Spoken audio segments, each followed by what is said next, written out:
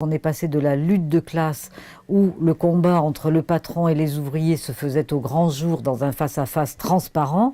Aujourd'hui, on est passé à une guerre des classes avec des armes auxquelles les classes moyennes et les classes populaires n'ont pas accès. Ce sont des armes financières, des armes idéologiques, des armes linguistiques. Et c'est une charge qui est terrible pour le reste de la société.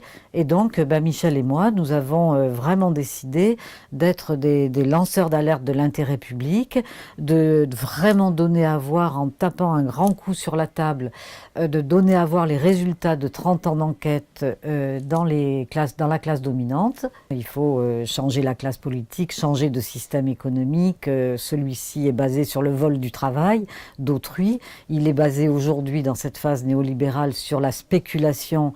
Les entreprises font l'objet désormais de spéculations financiarisées et mondialisées. Donc le système est devenu totalement fou. La planète est dans un état de finitude annoncé et avancé. Et donc tout ça nous a fait conclure à Michel et moi que nous n'étions pas du tout dans une crise banale, dans une récession banale, que c'est pas la peine d'aller faire des comparaisons historiques avec 1930.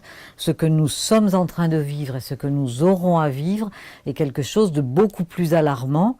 Et si vous voulez, aujourd'hui, on est arrivé à un machiavélisme dans les manipulations linguistiques absolument extraordinaire, parce que même les socialistes, la gauche libérale, ne cessent, à la suite de Nicolas Sarkozy et de l'UMP, de ne parler des travailleurs qu'en termes de coûts et de charges, dans une inversion de la réalité qui est totalement déstabilisante, qui rend dingue, et eux étant les créateurs d'emplois et les bienfaiteurs de l'humanité.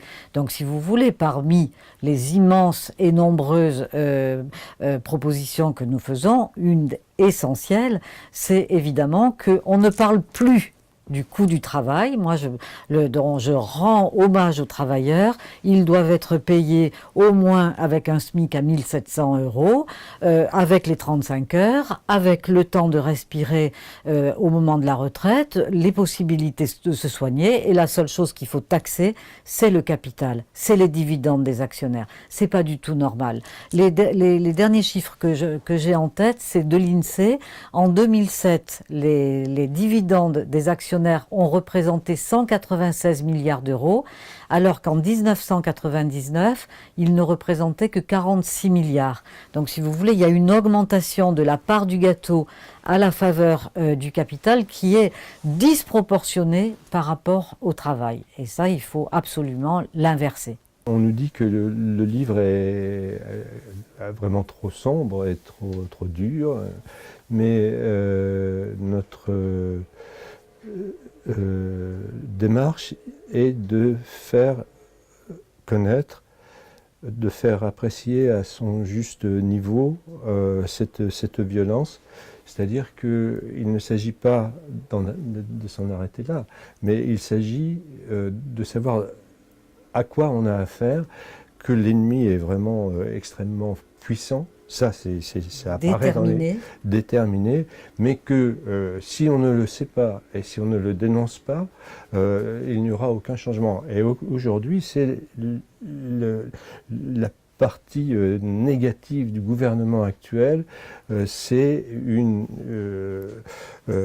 adhésion au système financier actuel, au libéralisme, que nous montrons dans le livre par différents paramètres.